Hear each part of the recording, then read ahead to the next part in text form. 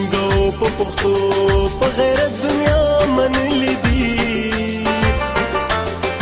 ستوري د اسمان په پښتونخوا کې ځلېدلې دي ننګو په پښتو په غیرت دنیا منلې دي ستوري د اسمان په پښتونخوا کې ځلېدلې دي پکلی کا مین پکلی کا مین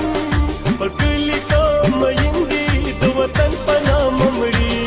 منګ شو ورکزی خاټک او یوسف زی